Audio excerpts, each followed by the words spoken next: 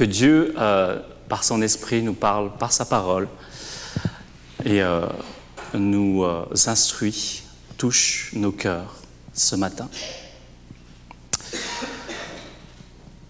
Est-ce qu'il nous arrive de nous attendre à voir quelque chose se réaliser dans notre vie, mais que rien ne se passe? Vous avez peut-être prié depuis des années pour trouver une épouse ou un mari et rien ne se passe. Peut-être que vous avez fréquenté des personnes, mais cela n'a jamais vraiment abouti à une relation durable. Peut-être que même pire, vous allez bientôt avoir 40 ans et vous êtes toujours célibataire. Vous êtes rempli de doutes. Est-ce que le problème, c'est vous? Ou peut-être vous êtes parent et vous vous battez depuis des années pour votre enfant, pour que votre enfant puisse sortir des mauvaises fréquentations, de la délinquance ou peut-être de la drogue. Vous avez tout fait, et bien que vous ne croyez pas en Dieu, vous avez fait quelques petites prières, courtes prières, mais plus le temps passe et plus votre enfant voit sa vie se détruire. Vous voyez la vie de votre enfant se détruire. Vous avez plein de remords, des doutes et d'incompréhension. Pourquoi tout cela ne se passe pas comme vous aurez aimé? Vous avez tout fait pour être de bons parents. Ou peut-être vous êtes un enfant, un ado, et vous avez vu vos parents se séparer, et vous aurez aimé que vos parents vivent ensemble, mais lorsqu'ils se voient, c'est plutôt les disputes. Votre papa est avec quelqu'un d'autre, et parfois même, vous pouvez vous demander, est-ce que, en fait, pourquoi vos parents vous ont fait naître s'ils ne s'aimaient pas? Vous pouvez avoir des doutes. Est-ce que cela vaut la peine que vous existiez? Et reconnaissons que nous aussi, à certains moments de notre vie, les doutes peuvent nous ranger.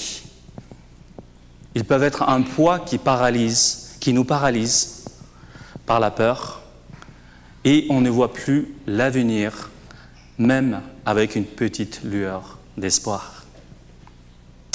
Parfois, paralysé par la peur, on peut prendre de mauvaises décisions qui viennent empirer la situation pour les années à venir.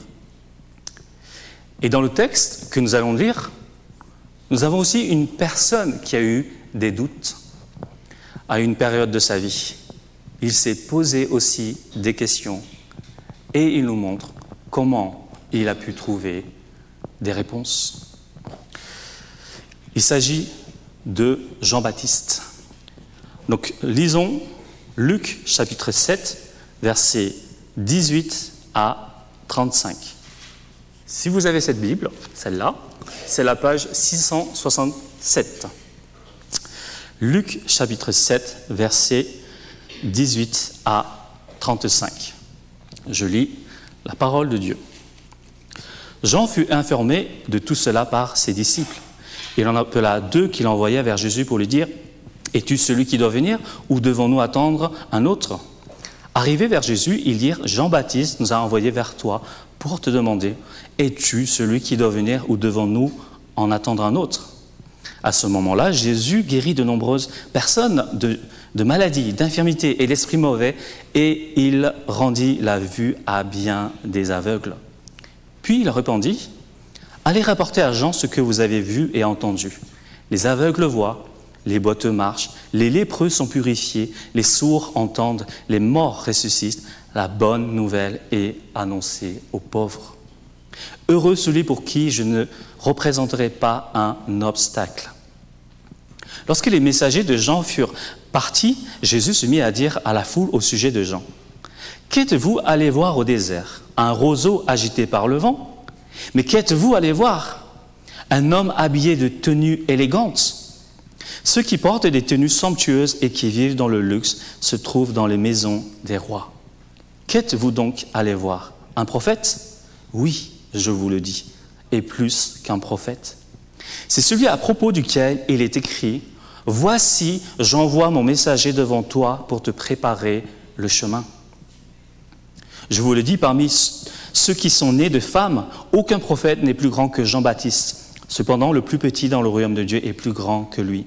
Tout le peuple qui l'a entendu, et même les collecteurs d'impôts, ont reconnu la justice de Dieu en se faisant baptiser du baptême de Jean. Mais les pharisiens et les professeurs de la loi, en ne se faisant pas baptiser par lui, ont rejeté le plan de Dieu pour eux. À qui donc comparerai-je les hommes de cette génération? À qui ressemblent-ils? Ils ressemblent à des enfants assis sur la place publique, qui se parlent les uns aux autres et disent « Nous vous avons joué de la flûte et vous n'avez pas dansé. Nous avons entonné des chants funèbres et vous n'avez pas pleuré. » En effet, Jean-Baptiste est venu, il ne mange pas de pain et ne boit pas de vin, et vous dites « Il a un démon. » Le Fils de l'homme est venu, il mange et il boit, et vous dites « C'est un glouton et un buveur, un ami des collecteurs d'impôts et des pécheurs. » Mais la sagesse a été reconnue juste par tous ses enfants. Fin de la lecture de la parole de Dieu. Ce matin, je vous propose de voir ensemble en quoi on peut affirmer que Jésus est le Messie et qu'il n'y a pas de doute à avoir.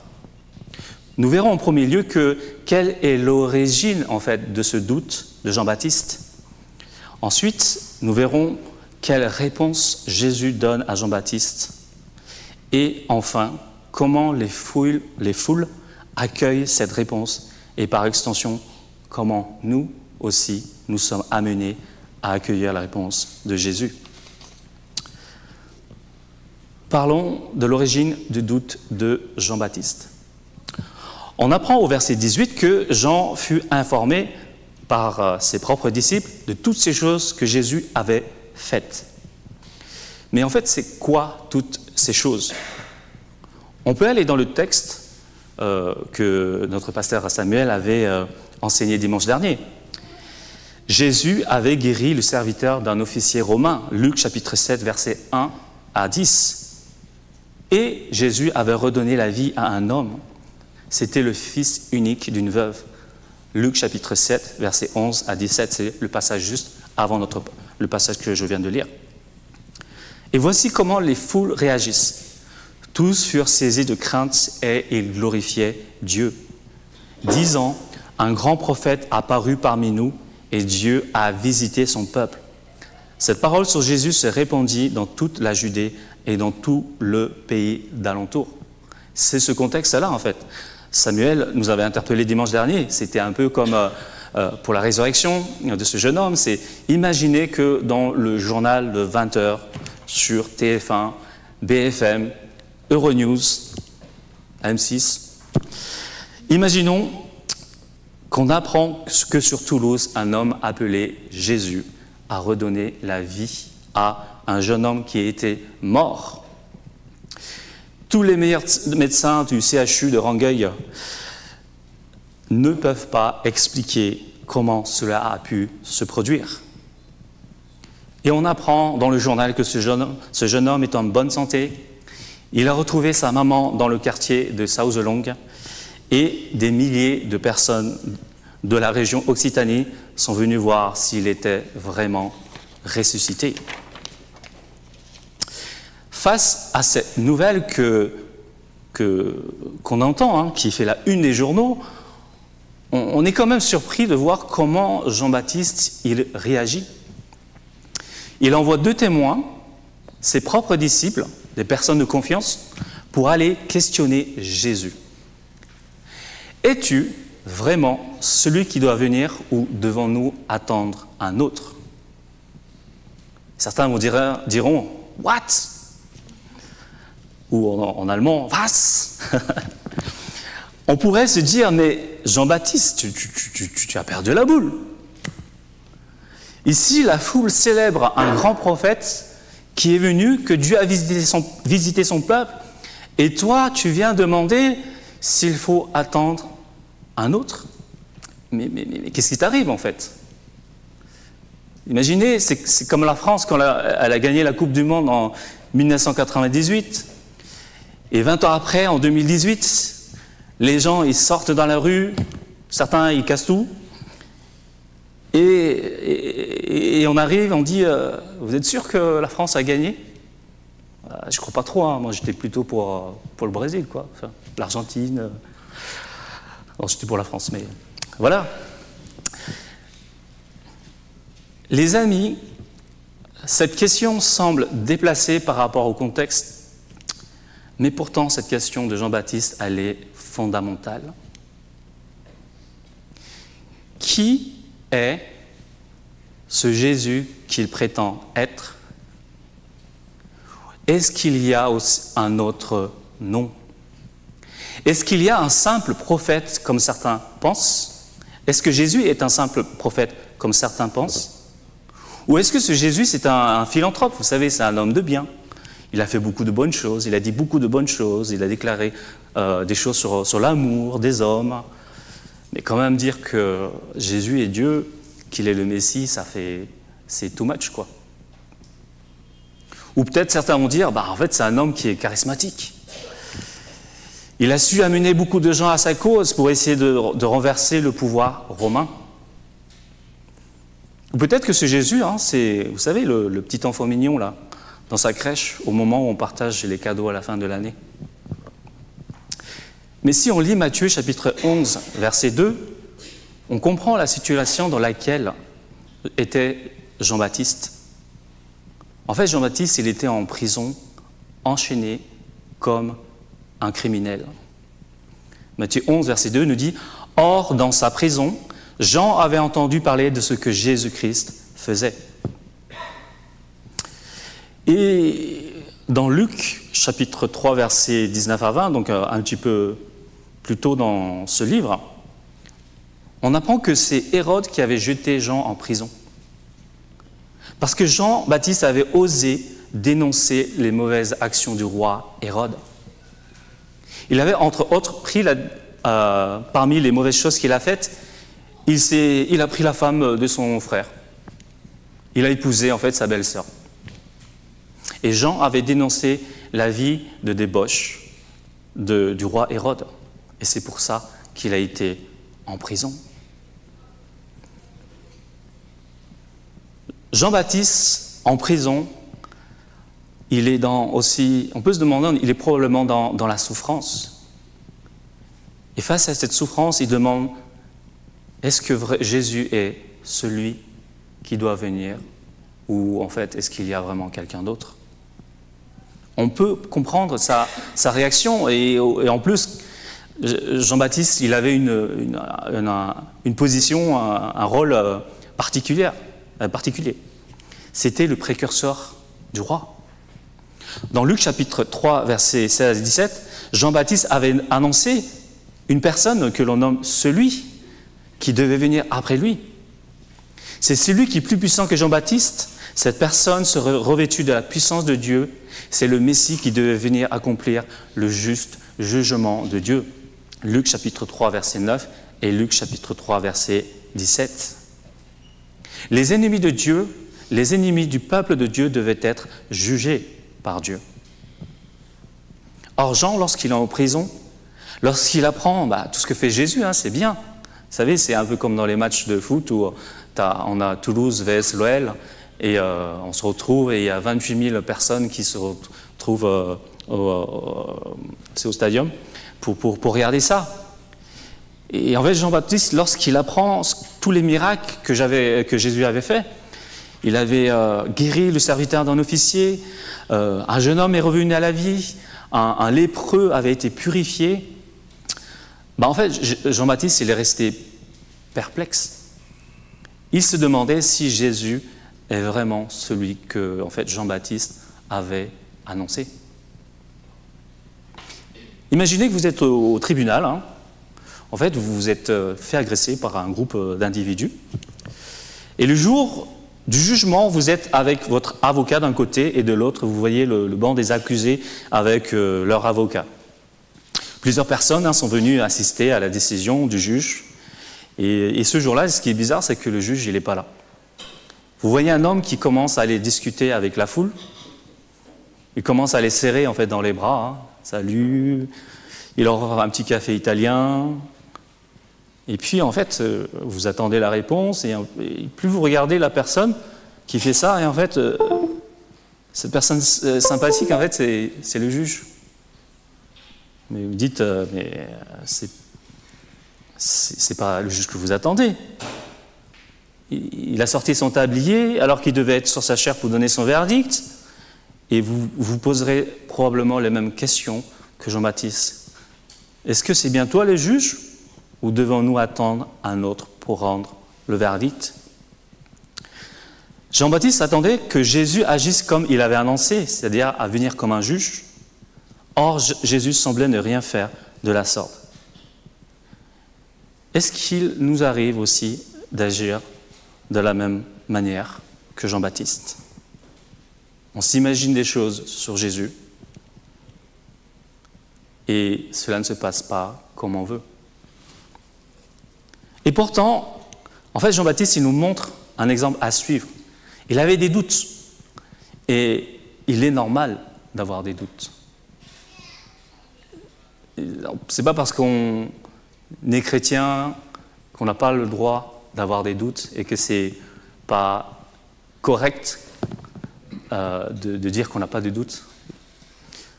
Lisez la Bible et voyez combien nous pouvons trouver des hommes de Dieu, des femmes de Dieu qui sont touchés par le doute. Mais Jean-Baptiste, il ne s'est pas arrêté là avec ses doutes. Il avait besoin d'être rassuré. Et donc, qu'est-ce qu'il a fait? Il a envoyé les personnes de confiance, il a envoyé ses disciples pour demander si Jésus est bien celui qui était attendu. Il a cherché des réponses auprès de Jésus, la seule personne qui pouvait lui donner une réponse satisfaisante. Et pour nous, le doute peut nous toucher à un moment ou à un autre de notre vie. Même lorsque le doute est présent dans nos vies, attendons-nous humblement à la réponse de Dieu. Et un commentateur, citons-le, Nivac, qu'est-ce qu'il écrit? La différence entre un doute qui est sain et un doute destructeur ne réside pas dans l'expression de l'incertitude, mais en fait dans la réponse qui suit. On peut avoir des doutes, mais cherchons aussi des réponses. Et voici justement comment Jésus répond au questionnement de Jean-Baptiste. C'est le deuxième point. En fait, Jésus n'a pas cherché à déballer tout son CV auprès de Jean-Baptiste. Vous savez, un peu quand vous allez candidater, là, compétences techniques charpentier, compétences relationnelles, les fous, là, elles me suivent. Hein. Expérience professionnelle, j'ai chassé des démons, j'ai guéri des malades, j'ai purifié des lépreux. Qualité personnelle, amour. Centre d'intérêt, apparemment, ils disent aime bien manger et boire. Donc voilà. Mais en fait, c'est pas comme ça qu'il agit, Jésus. Il répond d'une manière simple et pertinente à la question de Jean-Baptiste.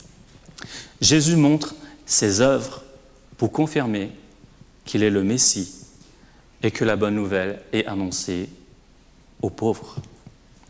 En premier lieu, Jésus demande aux disciples de Jean d'aller témoigner à Jean-Baptiste ce qu'ils ont vu. Et Luc, l'auteur de ce livre, donne un détail à ne pas manquer. Au moment où les disciples de Jean-Baptiste questionnent Jésus, Jésus était en train de faire miracle sur miracle. Ce n'est pas toutes les personnes, mais de nombreuses personnes étaient guéries de maladies, d'infirmités, d'esprits mauvais. Il a rendu la vue à beaucoup d'aveugles. Et Luc donne ce détail pour souligner que Jésus, en fait, il était en train de montrer aux disciples de Jean-Baptiste, il était en train de montrer par des œuvres visibles que sa venue en tant que Messie était maintenant réalisée et que la venue du Messie était unique par la manifestation des miracles qui s'opéraient.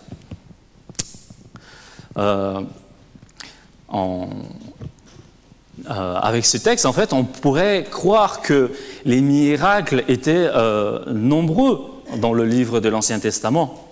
Et moi-même, j'ai été surpris lorsque je l'ai appris cela, par bien mes frères. Mais ce n'est pas du tout le cas, en fait. Il n'y avait pas autant de miracles. Cela ne veut pas dire que Dieu n'avait pas la puissance de réaliser toutes ces choses, parce que Dieu est tout-puissant. On retrouve les miracles, par exemple, dans le livre de l'Exode. On a étudié les 10 plaies. C'est dans les précédentes prédications. Ou les miracles avec Élisée. Mais l'importance des miracles opérés par Jésus était exceptionnelle, incomparable, toute puissante. C'était le signe incontestable qui montrait que le Messie est vraiment venu.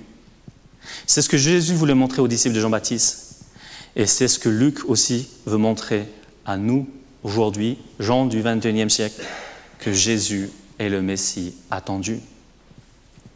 Luc aussi voulait montrer aux sceptiques qui ne voudraient croire que ce qu'ils ont vu. Et on sait que Luc, c'est un médecin, il avait choisi soigneusement de consigner les événements qui se sont accomplis à son époque pour qu'on puisse aussi reconnaître la certitude des enseignements reçus aujourd'hui. Aujourd'hui encore, le témoignage dans l'évangile de Luc est fiable. En second lieu, Jésus demande aussi aux disciples de Jean-Baptiste de témoigner de ce qu'ils ont entendu. On peut noter que dans les paroles de Jésus, aucun reproche n'est porté à l'encontre de Jean-Baptiste. Face au doute de Jean-Baptiste, face à sa demande, Jésus l'accueille et se rend disponible pour lui répondre. C'est ce qu'il fait encore aujourd'hui avec nous. Il nous accueille, il nous répond par sa parole. Voici la réponse de Jésus. Les aveugles voient, les boiteux marchent, les lépreux sont purifiés, les sourds entendent, les morts ressuscitent, la bonne nouvelle est annoncée aux pauvres. Jésus voulait montrer à Jean-Baptiste que les œuvres qu'il fait sont l'accomplissement des prophéties qui concernent le Messie dans l'Ancien Testament. Et par exemple, dans Jean chapitre 5, verset 36, Jésus dit lui-même « Moi, j'ai un témoignage plus grand que celui de Jean, donc Jean-Baptiste, car les œuvres que le Père m'a envoyées, m'a donné d'accomplir, ces œuvres même témoignent de moi, que c'est le Père qui m'envoie. » Mais Jésus, comment tu peux affirmer la sorte? C'est parce que en fait, cela a été prophétisé auparavant. Ésaïe, chapitre 35, versets 5 à 6, il nous parle en fait de ce que Jésus il était en train de faire. Alors les yeux des aveugles seront ouverts et les oreilles des sourds seront débouchées. Les boiteux sautera comme un cerf et la langue des muets lancera des cris de joie. Oui, de l'eau jaillira dans le désert et des ruisseaux dans la plaine aride. Ésaïe 61, verset 1 ou Luc, chapitre 4, verset 18, je lis. L'Esprit du Seigneur est sur moi parce qu'il m'a consacré par onction pour annoncer la bonne nouvelle aux pauvres. Il m'a envoyé pour guérir ceux qui ont le cœur brisé, pour proclamer aux prisonniers la délivrance et aux aveugles le recouvrement de la vue, pour renvoyer libres les opprimés, pour proclamer une nouvelle année de grâce du Seigneur.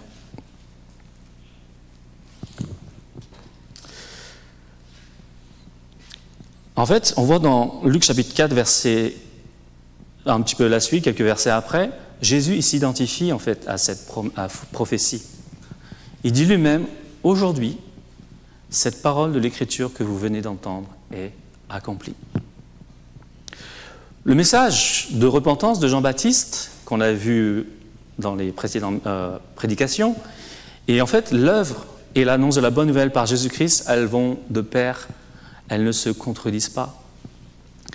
Les deux messages visent une repentance et la restauration de la relation brisée entre Dieu et l'humanité. Jésus est ce Messie attendu. Il est aussi ce Messie qui est venu annoncer la bonne nouvelle de Dieu. Une bonne nouvelle pour retrouver la paix et l'amour d'un Dieu aimant, infiniment bon, fidèle en tout temps, un Dieu 3 fois saint qui nous oriente vers les bonnes attitudes à vivre, pour vivre d'une manière qui plaît à Dieu. Mais direz-vous, mais qui sont en fait les bénéficiaires de cette bonne nouvelle? Et aussi, qui sont ceux qui sont disqualifiés par rapport à cette bonne nouvelle, si je puis me permettre de le dire. Et c'est la dernière partie. Et nous verrons qu'en fait, cela dépend de l'attitude de ceux qui entendent la bonne nouvelle annoncée par Jésus. Et bien sûr, cela dépend de Dieu. Qu'est-ce qu'on apprend sur les réactions des bénéficiaires de cette bonne nouvelle? On apprend que cette bonne nouvelle est pour ceux et celles qui sont pauvres. La pauvreté ici ne fait pas référence à la pauvreté financière. Par exemple, la semaine dernière, avec le message de notre pasteur Samuel, on voit que l'officier romain dans la ville de Capernaum, il était en fait très riche. Il aimait le peuple juif, il aimait son serviteur, il avait beaucoup investi pour aider à la construction de la synagogue. Et Jésus lui-même avait loué la foi de cet officier romain. Il savait que Jésus avait l'autorité pour avoir le dernier mot. Une seule parole de Jésus suffirait pour guérir ce serviteur. Et cet officier romain n'était pas pauvre. Donc le christianisme n'est pas une religion au sens pour les pauvres, matériellement. D'accord? Ce n'est pas uniquement les reclus de la société. Vous savez, les faibles d'esprit, là. Voilà. Et de l'autre côté, cela ne voulait pas non plus dire que les riches sont exclus de la bonne nouvelle. Avec la venue de Jésus, les différences sociales, culturelles, intellectuelles, ethniques sont renversées. Il est question de foi, de placer toute sa confiance en Dieu et en Jésus, de renoncer à sa propre vie pour porter sa croix et servir Dieu jusqu'à la fin. Qui sont en fait ces pauvres qui reçoivent les bénéfices de la bonne nouvelle? Luc chapitre 7, verset 29 nous dit que c'est le peuple et les collecteurs qui ont rendu le témoignage, qui ont entendu le témoignage de Jean-Baptiste et qui ont accepté de se faire baptiser par Jean-Baptiste, afin d'être un peuple bien disposé à accueillir la venue du Messie, Jésus lui-même. Et c'est ce qu'on voit dans Luc chapitre 2, verset 17. Par leur obéissance, ils justifiaient Dieu. Petite précision, cela ne veut pas dire que Dieu avait besoin qu'on trouve des preuves pour lui. Hein. Ça ne veut pas dire ça. Quand ils disent qu'ils justifiaient Dieu. Cela veut dire qu'ils reconnaissaient que Dieu est juste. La bonne nouvelle pour les pauvres est avant tout un message de grâce.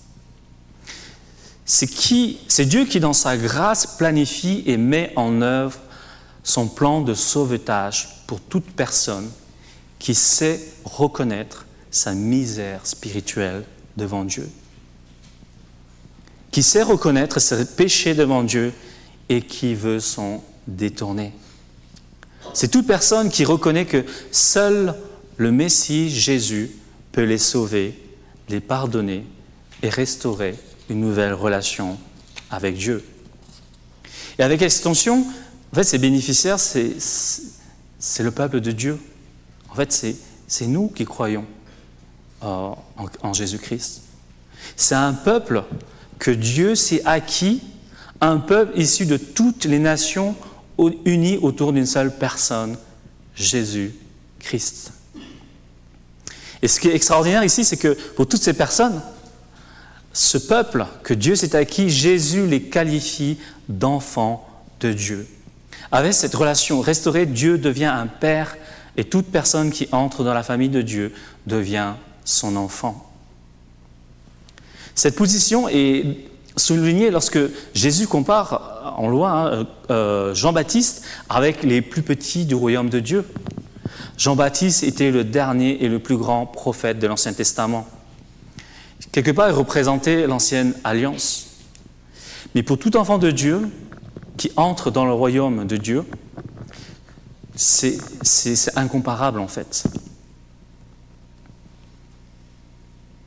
Bienheureux les yeux qui voient ce que vous voyez, car je vous dis que beaucoup de prophètes et de rois ont désiré voir ce que vous voyez et entendre ce que vous entendez.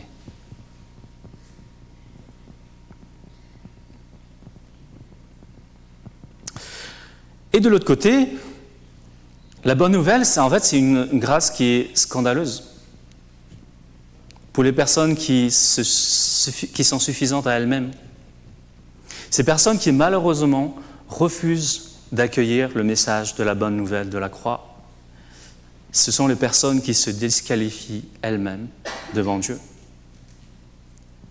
Ce sont des personnes qui n'ont pas su trouver leur compte dans le message de repentance de Jean-Baptiste et qui n'ont pas su trouver leur compte dans la bonne nouvelle de Jésus. Et Jésus les identifie clairement, ce sont les pharisiens et les professeurs de la loi. Pour simplifier, c'était les experts dans l'étude de la loi de Dieu. Vous savez, c'est un peu tous les grandes personnes qui sortent d'Harvard. C'est la crème de la crème, quoi. Et eux, c'était la crème de la crème pour l'étude de la loi de Dieu, de l'Ancien Testament. Et pourtant, quand Jean-Baptiste est venu proclamer le baptême de repentance, ils ne se sont pas sentis tout simplement concernés. Car pour eux, en fait, si ces personnes, ces pharisiens et ces professeurs de la loi, s'ils étaient amenés à s'auto-évaluer, en fait, humblement, ce serait très bien. Excellent. Ils n'avaient pas besoin de venir à l'école des pécheurs.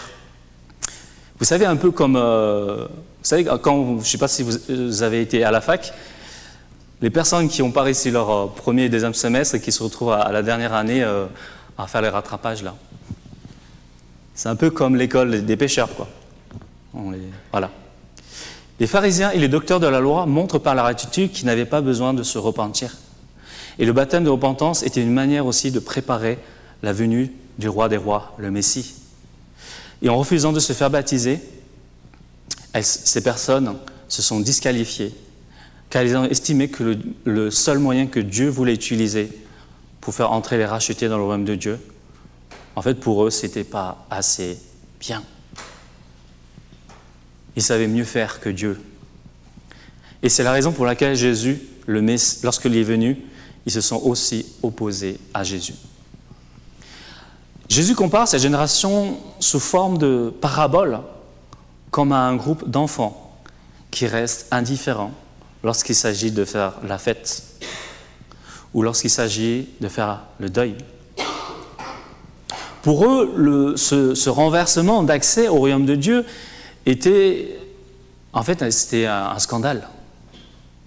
Pire, ces docteurs de la loi, ces experts, ils ont donné leur verdict sur Jean-Baptiste, le plus grand prophète de l'Ancien Testament, la personne qui devait préparer le chemin pour le Seigneur. Voici leur verdict. Recalé, il a un démon. Et pourtant, on dit que Jean-Baptiste, dès la naissance, il était rempli de l'Esprit de Dieu. Pour Jésus, leur verdict est sans appel. Il aime boire et manger, et c'est l'ami des pécheurs. Les reclus de la société qu'on n'a pas envie de croiser. Est-ce qu'il peut nous arriver de nous fabriquer une image de Dieu comme on a envie, en fait ? Est-ce qu'il nous arrive d'être si satisfaits de nous-mêmes ? On ne va pas dire qu'on est les meilleures personnes au monde, mais on n'est pas si mal que cela. On estime qu'on peut s'approcher de Dieu à notre manière. Je dois faire plein de bonnes actions pour que Dieu approuve mes actions. Ou bien, vous savez, avec ma gentillesse, j'ai un titre qui est VIP pour le ciel, quoi.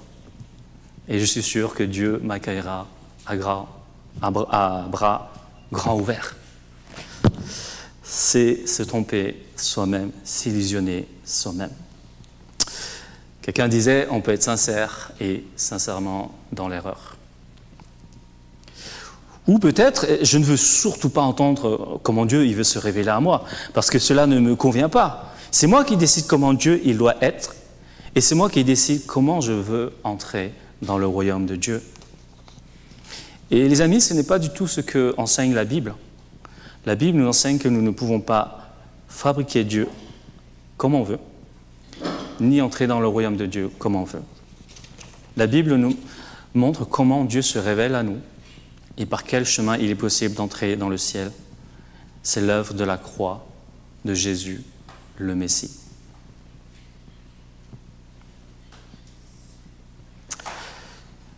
Jésus est bien ce Messie attendu. Il affirme même, je suis le chemin, la vérité et la vie, et nul ne vient que par moi. Si Jésus dit cela, et si Jésus est vraiment ce Messie, est-ce que je peux continuer à vivre comme si Dieu n'existe pas? Ou est-ce que je peux continuer à vivre comme s'il y avait plusieurs chemins pour venir à la rencontre de Dieu?